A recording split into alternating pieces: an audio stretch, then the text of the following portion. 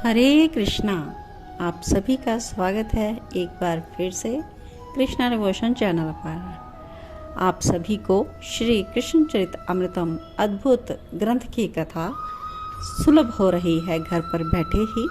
तो आप सभी कृष्णा डिवोशन चैनल के प्लेलिस्ट में जाकर पिछले सभी भाग देख सकते हैं, और अगर आपका कोई भी भाग मिस हो गया है तो आप श्रवण कर सकते हैं, और इसे आप अपने रिश्तेदारों मित्रों में शेयर भी कीजिए और उन्हें भी कथा श्रवण करने के लिए प्रेरित करें। इस ग्रंथ के ज़रिए हम प्रभु के जीवन संबंधित विभिन्न बातों का पता लगा रहे हैं और गूढ़ अध्ययन कर रहे हैं प्रभु के जीवन चरित्र का, और हम किसी न किसी तरीके से कृष्ण के कृपा के पात्र बने हुए हैं और उनसे इसी कथा के माध्यम से अटैच हैं।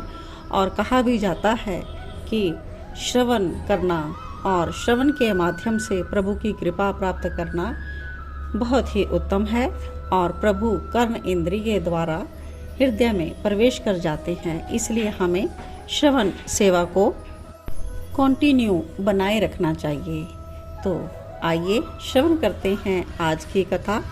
और आज की कथा में हम भाग 209 पर पहुंच चुके हैं, और इस भाग में शीर्षक है गुरु कृपा की अद्भुत कहानी ऋषि संदीपनी। ऋषि संदीपनी यानी कि श्री कृष्ण और बलराम जिनसे विद्या हासिल करने के लिए अवंतिका नगरी गए थे। अवंतिकापुरी धन्य हो गई थी। वैसे भी ये पुरी तो महाकाल के कारण धराधाम को पावन कर ही रही थी, किंतु श्री कृष्णचंद्र का विद्या अध्ययन करने के लिए यहाँ आना यहाँ के अधिदेव के लिए बहुत ही खुशी की बात थी, और महाकाल भी स्वयं आनंदित हो उठे थे। इसी अवंतिकापुरी में एक ऋषि रहते थे, उनका नाम था संदीपनी। सर्वशास्त्र के विद्वता थे ये, वेद वेदांत के अच्छे ज्ञाता। इतना ही नहीं, कला आदि के ये सरस मर्मज्ञ थे। शायद ही कोई विद्या होगी जो ये ना जानते हों, पर मात्र इसके कारण ही भगवान श्री कृष्ण किसी को अपना गुरु बनाएंगे नहीं, क्योंकि ऐसे ऋषि विश्व में और भी थे। फिर क्या कारण है कि संदीपनी को ही ये गौरव प्राप्त हुआ? श्री कृष्ण के गुरु बनने का क्या कारण था?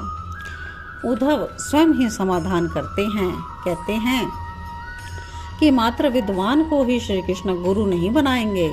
एक बात और है, संदीपनी ऋषि को उनके गुरु का पूर्ण आशीर्वाद प्राप्त था।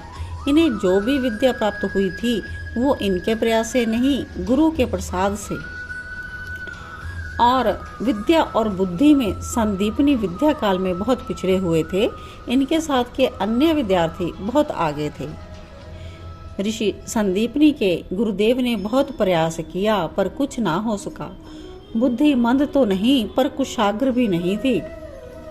इन्हें कोई भी पाठ कंठस्थ नहीं होता था, पर ये संदीपनी हृदय के पवित्र थे। इनका हृदय भाव और श्रद्धा से पूर्ण रहता था। गुरु के चरणों का ही ध्यान करते रहते थे। तो गुरु जी कहते थे, संदीपनी तुमसे कुछ ना होगा, तुम कुछ ना कर पाओगे। तब ये ब्राह्मण कुमार संदीपनी मुस्कुरा कर कह देते थे, मुझे कुछ करना भी नहीं है, बस आपकी सेवा मिल जाए, यही करते हुए जीवन बिता लूँगा।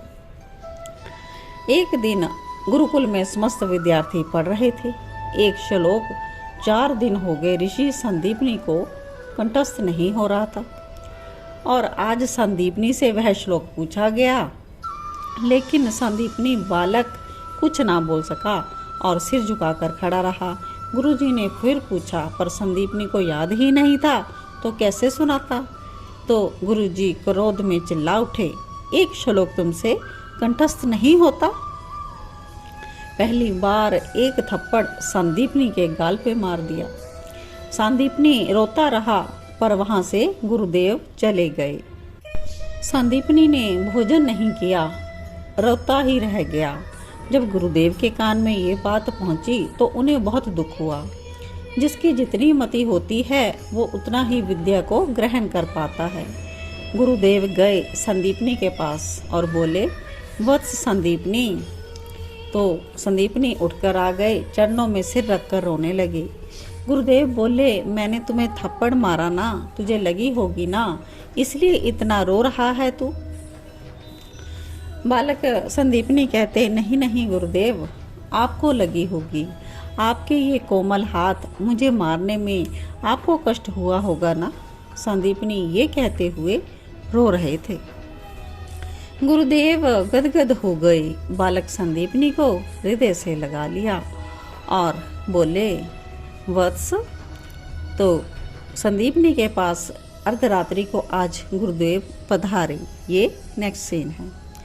गुरुदेव को देखते ही उठकर चरणों में साष्टांग प्रणाम करने लगे संदीपनी।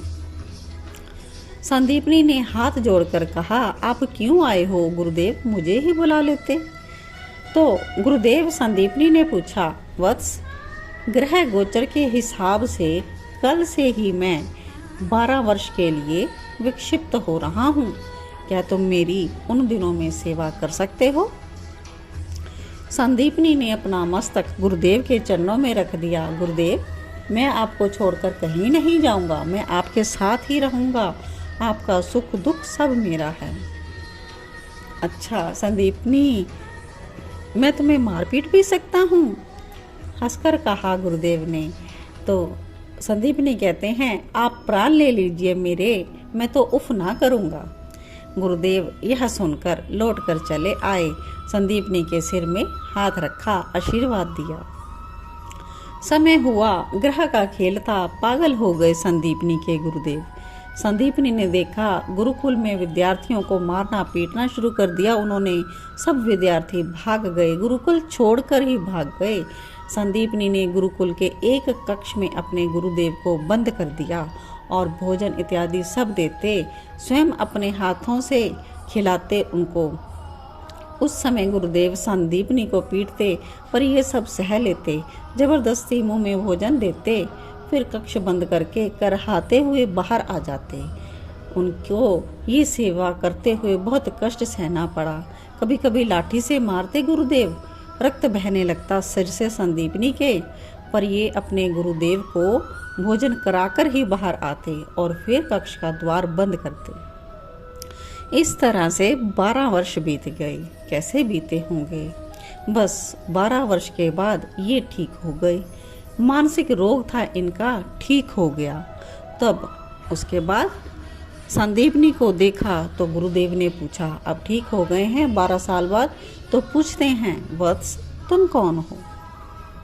संदीपनी ने चरणों में वंदन करते हुए कहा, मैं आपका संदेवक संदीपनी हूँ। तो याद आ गया गुरुदेव को, ओहो तुम गए नहीं, सारे विद्यार्थी मुझे छोड़कर चले गए, जो उचित ही था, पर तुम क्यों नहीं गए? चरणों में अश्रु बहाते हुए संदीपनी ने कहा, कहाँ जाता गुरुदेव? तो गुरुदेव ने आगे फिर पूछा, तुम्हारे ये घाव कैसे हैं शरीर पर? संदीपनी ने बताया, कुछ नहीं, ऐसा कुछ नहीं हुआ, ऐसे ही हैं। पर गुरुदेव प्रतापी थे, वो समझ गए। सिर में हाथ रखा उन्होंने, अपने नेत्र बंद किए और आज गुरुदेव ने आशीर्वाद दे दिया। क्या आशीर्वाद दिया? समस्त विद्याएं तुमको आ जाएं संदीपनी। तो बस गुरु की कृपा हो जाए तो क्या असंभव था, आ गई विद्याएं। इतने से भी संतुष्टि नहीं मिली गुरुदेव को, वो शिष्य की सेवा से पूरी तरह रीझ गए। उन्होंने तुरंत कहा, भगवान श्री कृष्ण के गुरु बनने का गौरव तुम्हें प्राप्त होगा। ये संदीपनी, तुम जाओ अवंतिकापुरी में गुरुकुल की स्थापना करो, वहाँ देखना एक दिन तुम्हारे यहाँ विद्या अध्ययन करने के लिए स्वयं श्री कृष्णचंद्र पधारेंगे और तुम उन्हें विद्या का दान दोगे। विद्या निधि को विद्या का दान देने वाले तुम ही होगे। जाओ संदीपनी। तो इस प्रकार संदीपनी महान विद्वान हो गए थे। ये कृपा थी गुरुदेव की, ये प्रसाद था, स्वयं का प्रयास नहीं, गुरु का प्रसाद। इसीलिए तो नंदनंदन इनके शिष्य बने। तो आज ये सभी प्यारी सी कथा आप सब ने श्रवण की। आशा करती हूँ आज की कथा से आपको काफ़ी जानकारी प्राप्त हुई होगी। श्री कृष्ण के गुरु संदीपनी जी की जीवनी की कथा के बारे में आप जानकर सभी को बहुत अच्छा लगा होगा और श्री कृष्ण के गुरु संदीपनी जी ही क्यों चुने गए इस बात का आपको पता लग गया होगा। आप भली भांति अवगत हुए होंगे इस रहस्य से। तो इसी प्रकार से प्रभु की गूढ़ रहस्य वाली कथा को श्रवण करने के लिए जुड़े रहिए कृष्णा डिवोशन चैनल के साथ और श्री कृष्ण चरित अमृतम अद्भुत ग्रंथ का आस्वादन करते रहें। तो सभी को जय श्री कृष्णा, जय श्री राधे।